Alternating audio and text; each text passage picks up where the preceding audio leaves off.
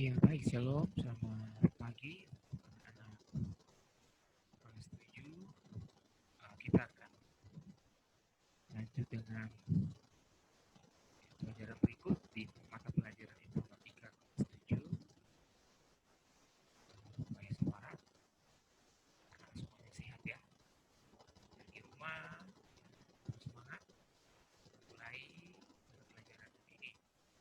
Nah, sebelum Pak Yosef menjelaskan materi ini, sebelumnya mari kita satu dengan doa.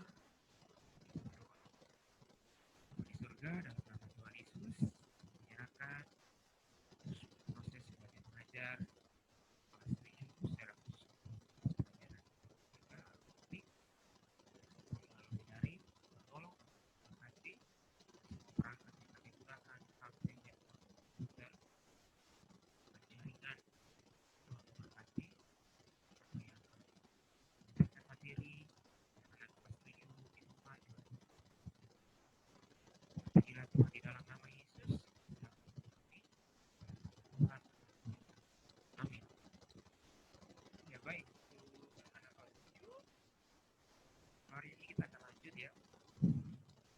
Materi apa yang saya sampaikan, pelajaran informatika penting. Ya, nah secara khusus hari ini yang akan kita pelajari adalah tema sederhana FOP secara mengenal lebih dekat perangkat lunak komputer. Pada pelajaran-pelajaran yang lalu, Pak Yusuf sudah jelaskan tentang perangkat lunak komputer ya, dan hari ini kita akan belajar secara khusus tentang mengenal lebih dekat perangkat lunak komputer atau sambungan ya. Yang lalu A atau A hardware keras. Nah, perangkat lunak lebih sering disebut dengan software, yaitu suatu kumpulan beberapa perintah yang dieksekusi oleh mesin komputer dalam menjalankan pekerjaannya. Jadi, perangkat lunak lebih sering disebut dengan software. Sudah asing, anak-anak setuju pasti sudah sering mendengar mungkin juga menggunakan kata ini. Nah, perangkat lunak ini merupakan catatan mesin komputer untuk menyimpan perintah serta dokumen maupun arsip yang lainnya. Ini merupakan catatan. Catatan di monitornya dan isinya menyimpan perintah dan arsip yang lainnya. Nah, seperti yang tadi Pak Yesus katakan bahwa pada bab yang lalu anak-anak setuju telah mempelajari tentang macam-macam perangkat keras atau hardware ya, pada komputer. Nah, perangkat keras atau hardware dapat dengan mudah anak-anak lihat tanpa menyentuh komputer tersebut. Seperti isi monitor, ada juga printer, proyektor, dan lain-lainnya. Jadi tanpa menyentuhnya, kamu sudah melihat, kamu sudah tahu bahwa itu adalah hardware. Nah, sedangkan perangkat lunak tidak dapat kamu lihat apabila kamu tidak menghidupkan atau memperhatikan ya terlebih dahulu. Jadi software kita tidak bisa menyentuh ya, ya tanpa ya kalau kita tidak mengoperasikan atau menghidupkan komputer terlebih dahulu. Nah, perangkat lunak atau peranti lunak dalam bahasa Inggris software adalah istilah ya, khusus data yang format dan disimpan secara digital, termasuk komputer, dokumentasinya dan berbagai informasi yang bisa dibaca dan ditulis oleh komputer. Dengan kata lain, bagian sistem komputer yang tidak berwujud, ya, jadi tidak berwujud, ya, harus dibukanya. Nah, istilah ini menonjol, ya, karena perbedaan dengan perangkat keras komputer. Jadi, betul, ya. Nah, pembuatan perangkat lunak itu sendiri memerlukan bahasa pemrograman ya, yang ditulis oleh seorang program untuk selanjutnya dikompilasi dengan aplikasi kompiler sehingga menjadi kode yang bisa dikenali oleh mesin hardware. Ya, jadi setelah kompilasi ya digunakan dengan bahasa ya, VGA yang disebut khusus untuk jadi software. lunak seperti Windows atau Linux bisa disebut sebagai nyawa dari komputer. Nyawanya ya. Windows maupun Linux. Di mana tanpa disimpan program tersebut maka komputer tidak dapat digunakan. Jadi hardware-nya, PC dan sebagainya ya tidak ada arti apa-apa jika tidak ada perangkat lunak tadi Windows maupun Linux.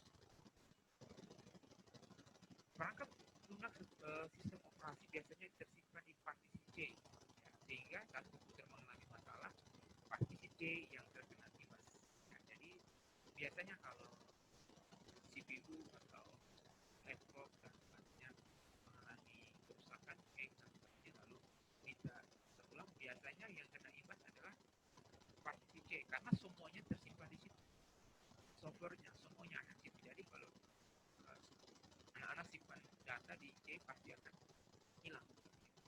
Oke, perangkat lunak lain juga tersimpan di partisi C yang apabila komponen tidak lagi berjalan maksimal dapat di-uninstall dan ulang. Oke, jadi kebanyakan hampir seluruhnya perangkat lunak ini tersimpan di partisi C.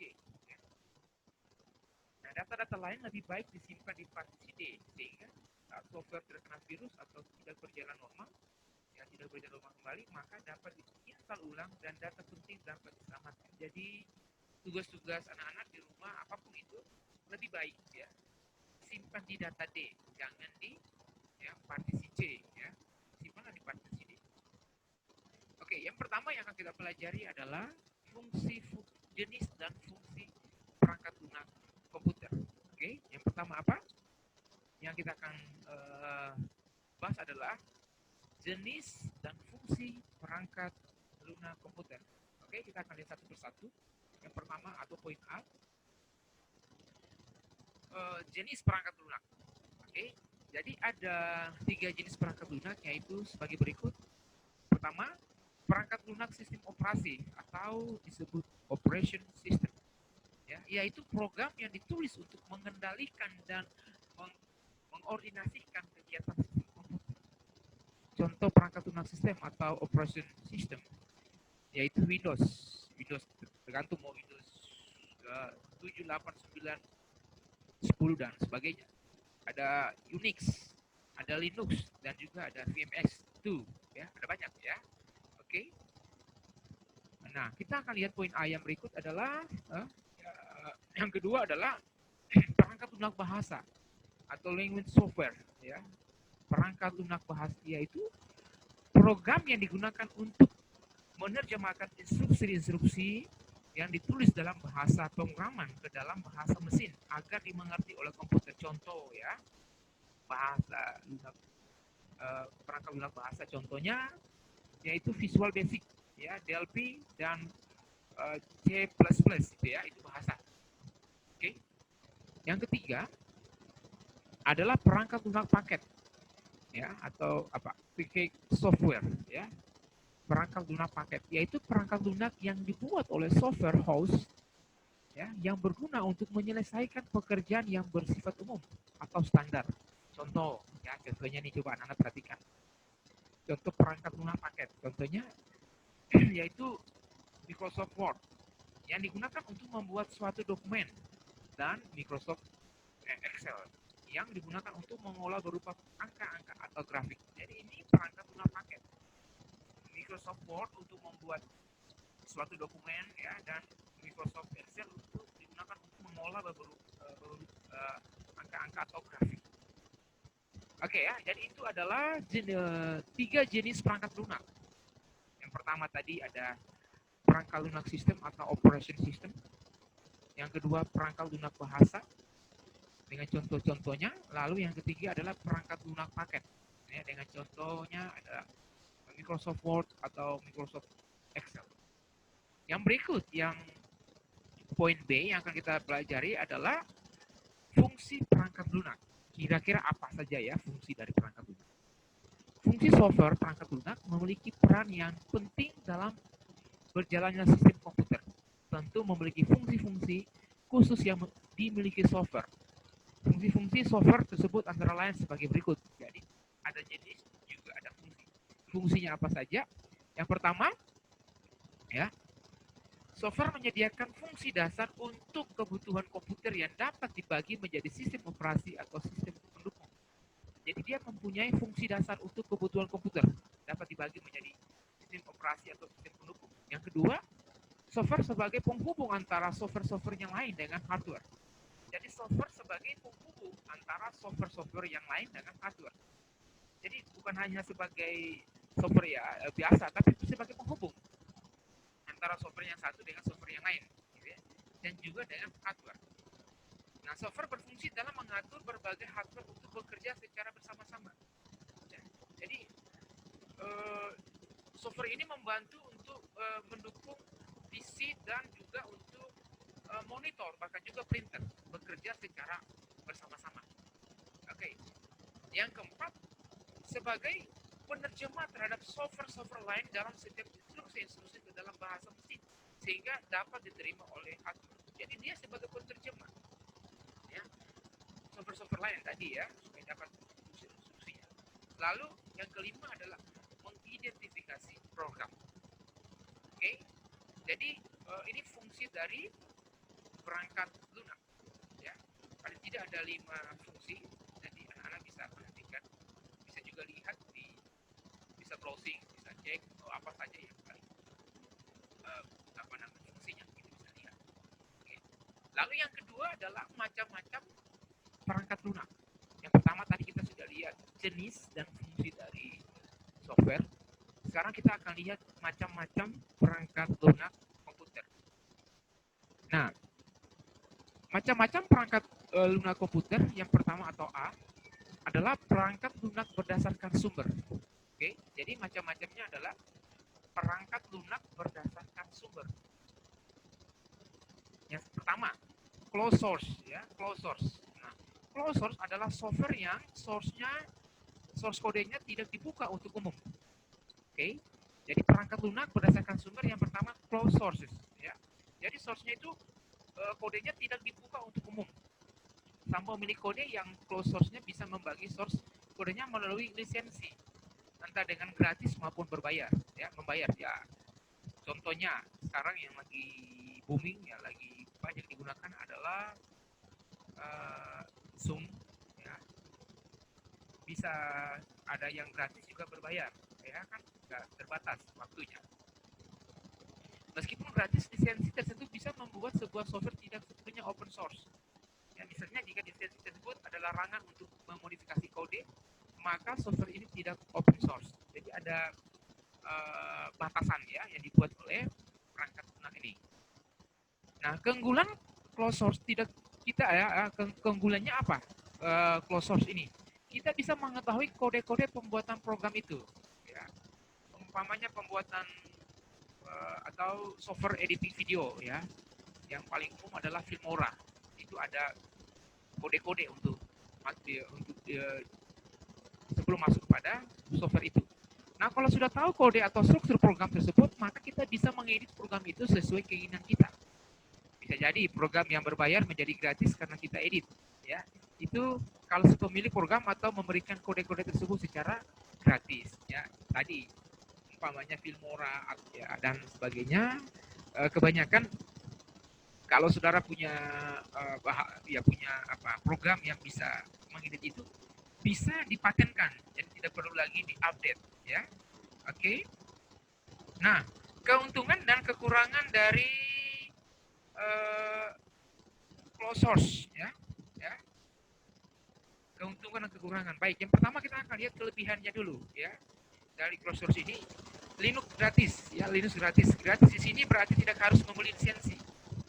Jadi tidak harus membeli lisensi sekali pakai. Yang kedua adalah Linux stabil. Linux open source. Source kode yang disertakannya. Linux aman ya, secure ya. Linux mengimplementasikan standar protokol keamanan yang sangat aman. Jika saudara menggunakan Linux ini ya, Linux cepat dan jalan terus, keep on running. Tidak harus restart saat selesai install aplikasi. Itu biasa kalau saudara buka di Apple dan sebagainya, itu buka atau ya ada macam-macam ya bisa digunakan. Oke. Yang berikut adalah banyak dukungan dan dokumentasi. Linux dan Komunitasnya menyediakan miliaran dokumentasi. Ada README, how to, reading manual, dan info, dan seterusnya. Linus menjunjung tinggi kemerdekaan tiap orang untuk berkreasi. Ya. Lalu ada bebas virus. Ya. Linus merupakan Unix, dan Unix ini berarti bebas virus. Mengapa bebas virus? Karena di dalam sistem operasi Linux, setiap kali akan mengakses sistem, mengubah atau menghapus, menambah bagian dari sistem, selalu diminta konfirmasi password. Sedangkan virus tidak tahu password sistem kecuali pemilik sistem tersebut. Yang berikut, Linux mempunyai banyak pilihan. Kita bisa memilih Linux menurut saudara kita. Banyak sekali distro atau perusahaan yang menyediakan sistem operasi Linux yang ada di muka bumi ini. Tampilan Linux tidak lagi mengecewakan, ya. Oke. Lalu kekurangan dari closed source. Apa kekurangannya? Pengoperasiannya yang sulit, ya. Harus kita sudah tahu mahir dulu. Linux mengeluarkan banyak distro sehingga membuat user bingung. Mau pakai yang mana nih? Terlalu banyak. Tidak ada game Linux berkualitas sama dengan game Windows, ya. Masih minimnya dukungan hardware dan driver. Software yang digunakan tidak tersedia di Linux. Okay? Tidak ada waktu untuk belajar. Kurangnya sosialisasi. Ketergantungan dengan software bajakan. Tidak adanya dukungan resmi. Sedikitnya buku atau web tentang Linux atau referensi-referensi tentang Linux sangat sedikit. Jadi itu kekurangan dari closed source. Nah, yang kedua adalah open source. Yang pertama tadi closed, sekarang open. Nah, open source adalah perangkat lunak di mana kode program terbuka dan disediakan oleh pengembangnya secara umum agar dapat dipelajari, diubah, atau dikembangkan lebih lanjut dan disebarluaskan. Jika ada pembuat perangkat lunak yang tidak mengizinkan kode programnya diubah atau dimodifikasi, maka bukanlah disebut sebagai open source, walaupun kode program dari perangkat lunak tersebut tersedia. Oke, bisa diperhatikan. Nah, open source atau kode program terbuka dipopulerkan tahun 98. Nah, sejarah perangkat lunak open source lahir sejak kultur hacker berkembang di laboratorium komputer di universitas Amerika, seperti di Stanford, Berkeley, Carnegie Mellon, dan MIT pada tahun 1960-an dan 70-an. Sistem operasi open source dianggap menguntungkan, khususnya oleh para pengguna open source. Nah, beberapa keuntungan dan kerugian dari open source. Keuntungannya, yang pertama, banyak tenaga atau SDM sumber daya manusia yang berperan mengerjakan proyek. Nah, kesalahan bugs atau error lebih cepat ditemukan dan diperbaiki, ya. Kualitas hasil lebih terjamin karena komunitas melakukan evaluasi. Lebih aman, hemat biaya, tidak mengulangi development. Kurangnya SDM yang dapat memanfaatkan open source. Jadi tidak, meskipun dia terbuka, tapi ada saja SDM yang dapat memanfaatkan ini. Tidak adanya proteksi terhadap haki. Okay. Contoh sistem operasi yang termasuk open source adalah Linux, ya. Kalau dari Linux ada Ubuntu, Red Hat, Mandriva, CentOS, Fedora, Pencon, OpenSUSE, ClearOS, dan sebagainya. Ada BSD, Solaris, lalu juga Android, Android yang ada di tangan kita ini, itu juga merupakan contoh dari sistem yang menggunakan open source. Oke. Nah, untuk kedua tadi jenis dan fungsinya. Oke. Lalu yang ketiga kita akan lihat perangkat lunak berdasarkan lisensi. Yang pertama adalah freeware. Freeware. Apa itu freeware? Freeware adalah perangkat lunak gratis yang dapat digunakan tanpa dengan batasan waktu. Freeware umumnya disumbangkan kepada komunitas-komunitas, namun memiliki hak sebagai pengembang dan pengontrol dalam pengembangan aplikasi selanjutnya. Oke. Freeware akan memberikan source code, kode sumbernya, jika pengembang aplikasi berhenti mengembangkan produk freeware kepada pengembang lain atau mengumumkan freeware tersebut bebas untuk dikembangkan secara bersama-sama. Contoh, Photoscape itu mau edit foto, mau print foto, atau mau desain, itu dan sebagainya. Contohnya Photoscape itu sangat sederhana, ya. Teman-teman bisa, anak-anak bisa coba download aja, bisa searching. Lalu Smadaf yang umum digunakan, antivirus itu juga eh, punya lisensinya. Winamp untuk aplikasi untuk pemutar video atau musik juga punya lisensi. CC Cleaner untuk menghapus malware ya di Android maupun juga di PC dan sebagainya. Open Office ya. Orge juga punya lisensi. Writer, Text Scanner ya juga punya lisensi.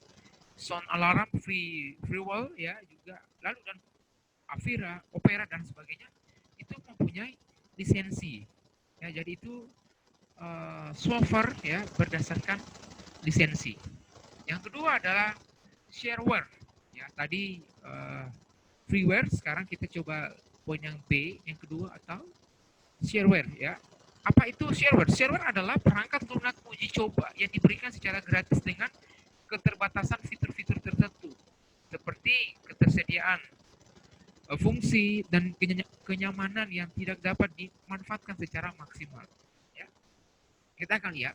Nah, shareware merupakan perangkat lunak uji coba yang bertujuan untuk memperkenalkan perangkat lunak tersebut dan sebagai strategi marketing pengembangan aplikasi shareware. Ya, shareware ini ya. Jadi shareware disebut juga dengan trialware ya. Jadi aplikasi atau software yang dicoba. Gitu. Contoh, WinRAR, IDM, Microsoft Office, CorelDRAW, ya dan sebagainya. Bisa lihat teman-teman, anak-anak bisa pastinya bisa lihat, bisa coba searching di Google atau di mana saja yang saudara suka. Lalu yang ketiga adalah commercial software, ya. Nah, commercial software adalah perangkat lunak untuk tujuan komersil yang dapat dibeli kepada distribusi pengembang software atau kepada rekan pengembang software. Pengguna yang membeli software tersebut tidak dapat menyebarluaskan atau membagikan ulang software secara bebas dan tanpa izin penerbitnya, akan dilegalkan. Banyak sekali ya contohnya komersial software ini tadi juga umpamanya Zoom yang kita gunakan saat ini atau sekarang ini apa namanya Microsoft 365 ya yang secara komersil per orang ya sekali gunakan satu ya, tidak bisa dua. Ada banyak sekali aplikasi yang atau software yang secara komersil. Contohnya CorelDRAW ya, Adobe Photoshop ya, Microsoft Windows 7 atau 8 910, lalu tadi yang 5 itu ada banyak yang Pak Yasin coba kasih contoh. Jadi komersil software dilindungi oleh undang-undang HKIP.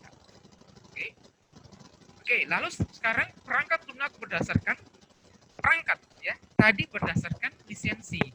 Nah, perangkat lunak berdasarkan lisensi, sekarang perangkat lunak berdasarkan perangkat. Apa itu maksudnya? Yang pertama adalah atau poin A, desktop. Ya, desktop yang ada di depan Pak Yosep atau anak-anak ya. Apa itu desktop? Ya, komputer meja atau dalam bahasa Inggrisnya disebut desktop komputer atau kita singkat saja desktop. Adalah komputer pribadi yang ditujukan untuk penggunaan secara umum di satu lokasi yang berlawanan dengan komputer jinjing atau komputer portable. Ya. Nah, periferal komputer meja seperti tampilan komputer, CPU, dan papan ketik terpisah satu sama lain dan relatif berukuran besar. Juga berlawanan dengan periferal pada komputer jinjing yang terintegrasi dan berukuran kecil. Nah, komputer jenis ini dirancang untuk diletakkan dan digunakan di atas meja di rumah atau kantor. Komputer meja merupakan komputer yang paling terjangkau dan paling umum digunakan. Desktop ya, itu paling umum digunakan. Nah, komputer desktop atau juga dikenal perangkat desktop adalah sejenis komputer pribadi yang dirancang untuk penggunaan biasa dan ditempatkan pada lokasi yang tunggal atau ditempatkan pada meja yang sesuai ukuran dan kebutuhan daya komputer itu sendiri ya, tergantung ya, dirancang khusus meja kantor, meja belajar dan sebagainya. Nah, komputer desktop terdiri dari beberapa perangkat keras seperti power supply, motherboard termasuk komponen yang tertancap di dasarnya, disk, penyimpanan, ada keyboard, ada mouse, ada monitor dan printer, satu paket. Nah, Kita akan pelajari secara singkat sejarah komputer desktop, ya, komputer meja. Pada awalnya komputer desktop ini ya pertama diprogram hingga menjadi kalkulator, ya komputer dan kemudian dipasarkan pada paruh kedua tahun 60-an. Ya, dimulai oleh Italia dengan komputer berukuran mesin tik dengan mesin program 101 itu tahun 65. Selanjutnya komputer model desktop diperkenalkan pada tahun 71 dan menuju pada model program basic pada tahun 1972. Nah, komputer yang satu ini menggunakan versi yang lebih kecil dari komputer mini yang mengusung desain berdasarkan read only memory atau ROM, ya, dan memiliki satu garis atau lampu LED ya kecil sebagai indikator alfanumerik, ya. Komputer itu bisa menggambar grafik komputer dengan plotter. Nanti kita akan pelajari bagian-bagian itu. Nah, pertumbuhan dan perkembangan sepanjang tahun 80-an dan 90-an, komputer desktop atau komputer meja menjadi tipe dominan. Yang paling populer menjadi IBM PC yang tiruan, diikuti oleh Apple Macintosh dengan urutan ketiga dan Commodore Amiga memiliki beberapa keberhasilan di pertengahan tahun 80-an, tetapi menurun di awal tahun 90-an. Ya, itu sejarah singkat tentang perkembangan desktop atau komputer meja. Nah, komputer pribadi awalnya sama seperti komputer personal IBM aslinya, yang tertutup di sebuah kasus desktop. Horizontal berorientasi untuk memiliki tampilan layar ditempatkan di atas sehingga menghemat ruang pada meja. Nah, meskipun komputer ini cukup kokoh untuk mendukung berat monitor CRT yang berkurang lebih lebar, ya waktu itu, ya waktu dulu. Yang kedua adalah mobile computing. Apa itu mobile computing? Pengertian mobile computing adalah kemampuan teknologi untuk menghadapi perpindahan, ya, pergerakan manusia dalam penggunaan komputer secara praktis. Ini mobile computing. Nah, beberapa pengertian tentang mobile computing itu diantaranya, yang pertama, mobile computing merupakan paradigma baru dari teknologi yang mampu mengeluarkan komunikasi, walaupun user melakukan perpindahan. Yang kedua, pengertian dari mobile computing merupakan kemajuan teknologi komputer. Sering disebut sebagai mobile computer atau portable komputer yang dapat berkomunikasi dengan jaringan tanpa kabel atau disebut dengan nirkabel. Ya, oke. Yang ketiga, merupakan sekumpulan peralatan hardware, ya, atau data, ya, data dan perangkat lunak aplikasi yang bermobilisasi atau berpindah lokasi. Yang keempat, merupakan kelas tertentu dari sistem terdistribusi di mana beberapa node dapat melepaskan diri dari operasi terdistribusi, bergerak bebas, dan melakukan koneksi kembali pada jaringan yang berbeda. Tidak sama dengan wireless computing. Ya, oke. Nah, dari definisi di atas kita dapat memahami mengapa kita membutuhkan mobile computing. Kata kuncinya begini, adalah kita manusia dinamis yang senantiasa bergerak dan berkembang dari satu keadaan ke keadaan yang lain, sehingga membutuhkan suatu device, ya, suatu alat yang mampu mengikuti pergerakan kita. Bergerak di sini dilihat dari dua sisi, ya, yaitu orang dan device. Jadi kita ada di mana, alat itu juga ada. Nah, pergerakan dari user, contohnya nih, perpindahan posisi geografis dari Indonesia ke Amerika atau dari Jakarta ke Jawa dan sebagainya. Perpindahan jaringan komunikasi, ya, perpindahan peralatan komunikasi, perpindahan antara aplikasi dan sebagainya. Nah, pergerakan dari device, kita lihat perpindahan dari posisi geografis tadi, ya, perpindahan jaringan komunikasi. Jenis mobile computing ada laptop, ada wearable computer, ada PDA, okay, ada smartphone, ada komputer, ada PC dan sebagainya. Nah, dengan menggunakan mobile computing, kita akan memperoleh banyak sekali kelebihan. Kelebihan tersebut adalah mobilitas. Ya. Jadi ini sangat-sangat menguntungkan, gitu ya. Jadi Anda atau anak-anak kelas 7 tidak perlu mengikat diri di tempat tertentu, nggak perlu harus duduk di sini, di meja ruangan, tidak. Kalian atau Anda dapat melakukan pekerjaan, ya, saat duduk di mobil atau di kereta api. tidak apa, dapat berkomunikasi dengan orang lain sambil duduk di mana saja di dunia, ya, tidak terpaku, dapat online atau ya dengan teman-teman Anda, dengan anggota, dengan keluarga sambil duduk di pantai, mau di pohon, di hutan, di mana saja bisa. Dapat melakukan pekerjaan kantor ya sesuai ya di mana saja. Apalagi sekarang kita sudah lihat kondisi COVID ini membuat apa di rumah mungkin siapa saja work ya and home ya kan, bekerja dari rumah ya. Oke, itu yang kedua, keefektifan ya, sangat efektif. Dengan menggunakan mobile computing, lebih banyak pekerjaan dapat diselesaikan karena fleksibilitas dalam hal tempat kerja. Tidak harus kerja di depan ya komputer, di meja kantor dan sebagainya, di mana saja bisa. Bekerja sangat efektif. Nah, selain dari manfaat-manfaat yang dimiliki oleh mobile computing juga memiliki kekurangan. Ya, pasti apa saja memiliki kekurangan. Kekurangan tersebutnya adalah rendahnya jaringan bandwidth. Ya, pengguna mobile dapat terhubung ke jaringan nirkabel melalui berbagai jaringan komunikasi, termasuk radio nirkabel, wireless local area, network atau LAN, nirkabel seluler, satelit, dan lain. Nah, setiap jaringan nirkabel menyediakan kapasitas bandwidth yang berbeda. Namun, bandwidth nirkabel ini terlalu kecil dibandingkan dengan jaringan tetap seperti ATM. Ya, yang dapat memberikan kecepatan hingga 155 Mbps. Tergantung kan, kalau kalian punya jaringan di rumah pakai wifi-nya berapa Mbps. Kalau 100 ya kuat, kalau hanya 10-20 wah sangat ya tidak kuat, apalagi rame-rame pakai ya, sangat terbatas. Biaya komunikasi asimetrik. Kapasitas bandwidth yang berbeda antara hilir komunikasi dan komunikasi upstream telah menciptakan sebuah lingkungan baru yang disebut lingkungan komunikasi asimetrik. Bahkan ada dua situasi yang dapat mengakibatkan komunikasi asimetrik. Salah satunya adalah karena kemampuan perangkat fisik. Misalnya begini, server memiliki pemancar siaran kuat, sedangkan klien mobile memiliki kemampuan transmisi yang kecil.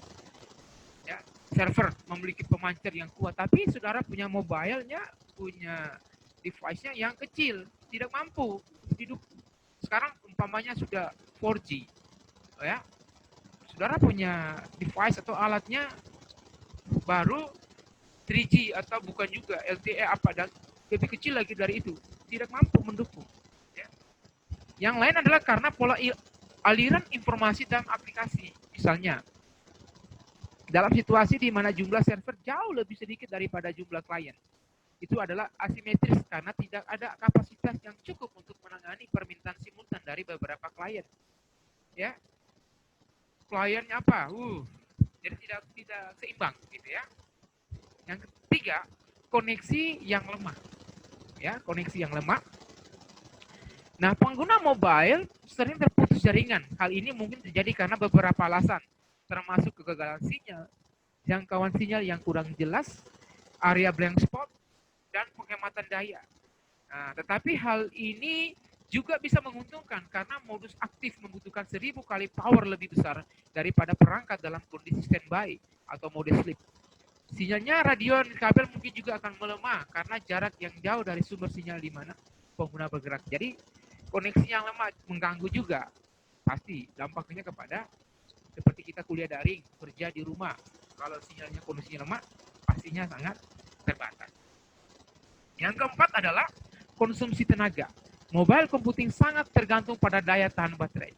Ya, puji Tuhan sekarang kalau punya smartphone ya, Androidnya baterainya 3000 4000 ya, yang kuat. Kalau baterainya tidak kuat, harus charge. Tadi di keuntungannya bisa di mana saja, di phone ya, kalau punya power bank. Kalau nggak punya ya tidak bisa. Oke.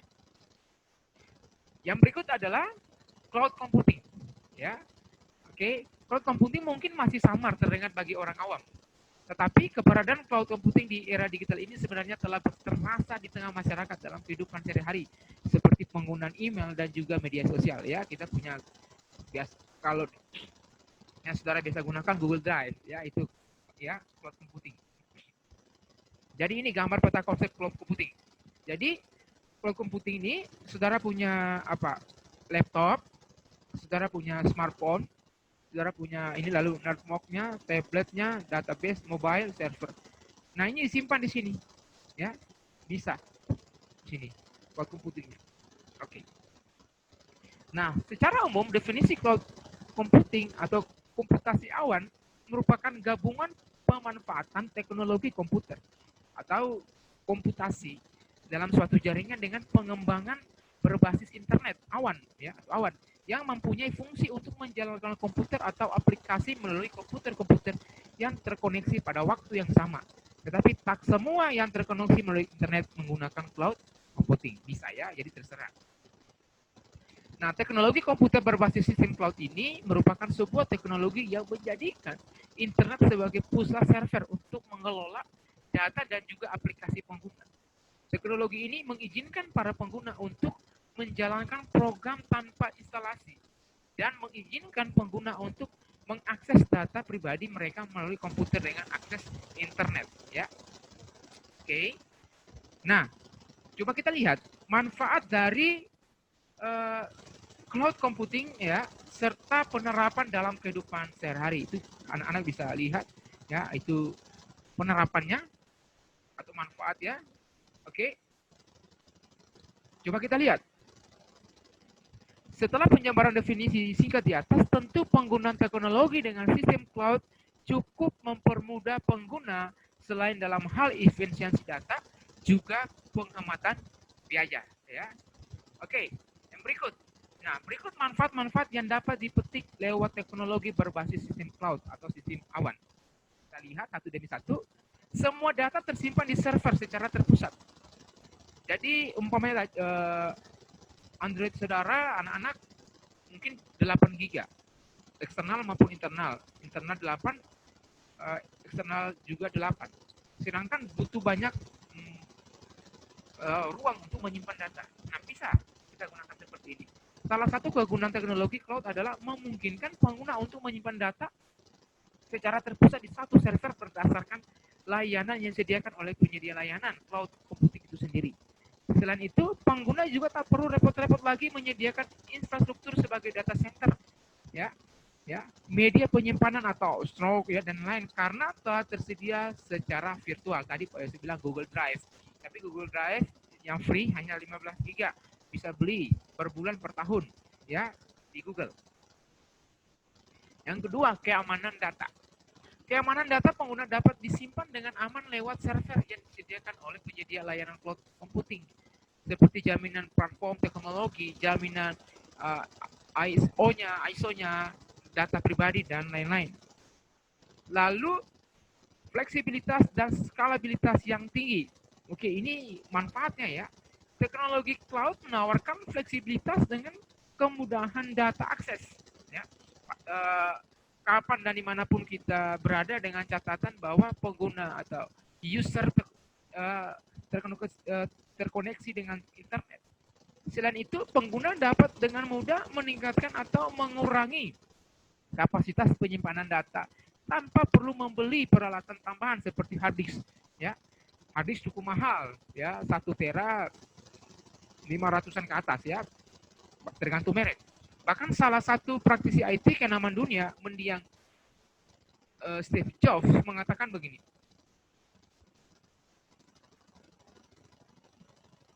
Bahwa membeli memori fisik untuk penyimpanan data seperti hard disk merupakan hal yang percuma jika kita dapat menyimpannya secara virtual melalui internet. Nah, ini harus kita lihat bersama-sama. Nah, investasi jangka panjang. Ya, oke. Yang keempat, pengamatan biaya akan pembelian investasi seperti infrastruktur, hard disk, dan lain-lain akan berkurang dikarenakan pengguna akan dikenakan biaya kompensasi rutin per bulan sesuai dengan paket layanan yang telah disepakati dengan penyedia layanan cloud computing. Ya, biaya royalti atas lisensi software juga bisa dikurangi karena semua telah dijalankan lewat komputasi berbasis cloud. Jadi tidak harus bayar, ya, secara penghemat. Oke. Nah, penerapan cloud computing telah dilakukan oleh beberapa perusahaan IT ternama dunia, seperti Google, ya, lewat aplikasi Google Drive yang tadi Pak Yosef jelaskan. IBM lewat Blue Card, ya, inisiatif Microsoft melalui sistem operasinya yang berbasis cloud computing, Windows, Azure, dan sebagainya. Di kancah nasional sendiri, penerapan teknologi cloud juga dapat dilihat melalui penggunaan point of sale, program kasir, dan sebagainya. Jadi ada banyak contoh sekali yang anak-anak bisa perhatikan. Nah, hal yang menarik tentang cloud computing dibanding dengan server konvensional terutama, kita lihat ya, secara fisik. Secara fisik berupa kumpulan hardware server yang tersambung dalam sebuah jaringan, LAN atau WAN. Tetapi dari sisi pengguna dapat melihat sebagai sebuah komputer besar. Ya, tidak ada batasan dengan kapasitas prosesor, kapasitas hard disk, dan kapasitas memori. Ya, oke. Tidak ada batasan dengan jumlah hosting server yang berjalan di belakangnya. Menambahkan sebuah hosting hanya membutuhkan waktu beberapa menit saja. Tidak ada kekurangan resource, sumber daya. Baik itu prosesor, hard disk maupun memori, kita dapat dengan mudah sekali menambahkan server tambahan dan langsung dapat terintegrasi ke jaringan cloud. Butuh waktu sekitar 20 menitan lah untuk menyiapkan server kosong, ya, baru untuk dapat berintegrasi ke jaringan cloud. Jadi punya server, saudara punya, anak-anak punya apa? Akun, lalu gunakan untuk menyimpan data. Nah, beberapa contoh konsep cloud computing, ya. Cloud computing sebenarnya bukanlah hal yang baru, ya. Sebenarnya kita mudah menggunakan konsepnya, namun belum berkembang sampai saat ini. Berikut contoh penggunaan konsep pembuatan kerangka kerja komputasi secara online. Poin A, sebuah portal internet yang memiliki berbagai fasilitas layanan umum atau aplikasi, mulai dari surat elektronik, email, forum diskusi, sampai dengan penyimpanan dokumen dengan media penyimpanan yang sangat luas, sampai pada mekanisme berbagai dokumen seperti Foursquare, Indro-Webster, Mediafire, dan sebagainya, layanan blog, ya, kesemuanya disediakan dalam sebuah tempat, ya. Oke. B, layanan software, ya, as a service atau ya SaaS, ya, dari berbagai vendor teknologi informasi terkemuka, mulai dari layanan pemindahan virus secara online hingga layanan pemindaian spam, ya, dan sebagainya. Yang bagian C, artikel pada blog ini secara sederhana dapat dikatakan sebagai layanan cloud computing di mana Anda dapat mengakses dan mempergunakan secara bersamaan. D, aplikasi point of sale, ya, atau POS pada kasir pasar swalayan dengan metode terminal service juga dapat dikategorikan dasar-dasar cloud computing. Nah, cloud computing dapat berkembang disebabkan oleh segi kemudahan. Pengguna di mana pengguna akhir dengan cukup relatif mudah, ya, menggunakan media LAN atau internet melalui browser untuk mengakses atau berkolaborasi secara bersama tanpa melalui proses yang cukup rumit. Jadi cloud computing tidak harus menggunakan internet publik, ya. Teknologi ini dapat dioperasikan di LAN melalui internet, ya. Cloud computing ini infrastruktur internet biasa disebut public cloud, ya. Jadi cloud computing di LAN internet bisa disebut dengan private cloud. Tidak harus menggunakan akses yang publik, privat juga bisa, ya. Jadi ini contoh-contoh yang Pak Yos coba jelaskan tentang penggunaan, ya, cloud computing, penggunaannya seperti apa. Nanti anak-anak bisa baca lagi lebih sederhana, secara simple, pelan-pelan supaya dapat menguasainya. Ya, Pak Yos harap kelas 7 paham, ya, dengan apa yang Pak Yos sampaikan berkaitan dengan materi ini, ya. Sangat sederhana sekali jika anak-anak bisa, ya, bisa lihat, ya, kita akan pelajari secara sederhana. Oke, jadi untuk hari ini Pak Yosep harap baik kalian yang ada di rumah yang ya sambil belajar bagian ini, tolong perhatikan, ya, apa yang sudah Pak Yosep sampaikan tadi tentang software, ya. Ya, kita mengenal lebih dekat tentang perangkat komputer. Jadi tolong baca, tolong diperhatikan satu demi satu apa yang harus kita lihat, ya. Poin-poin yang Pak Yosep sudah sampaikan tadi bisa diperhatikan dengan baik, baca lagi. Ada buku pegangan di rumah, ya, bisa lihat, pelajari dengan baik supaya ada hal-hal yang tidak kurang mengerti bisa ditanya di kolom classroom maupun juga WA group, bahkan juga nanti di YouTube, ya, bisa lihat. Oke, untuk hari ini kita belajar tentang mengenal lebih dekat perangkat lunak komputer ya. Baik, kita akan tutup di dalam doa. Bapa di surga, Engkau memberkati pelajaran hari ini, anak-anak boleh diberkati dan untuk kemuliaan nama Tuhan. Terima kasih Bapa, di dalam nama Tuhan Yesus Kristus kami berdoa. Haleluya. Amin. Ya, jangan lupa absen, selalu aktif di grup, tanya ya, aktif. Kalau ada masalah berkaitan dengan apa, tolong di-share di balik kelas, juga bagi Pak Yosef supaya kita bisa sama-sama ya untuk melihat hal ini. Oke, sekian untuk hari ini. Ya, Tuhan Yesus memberkati.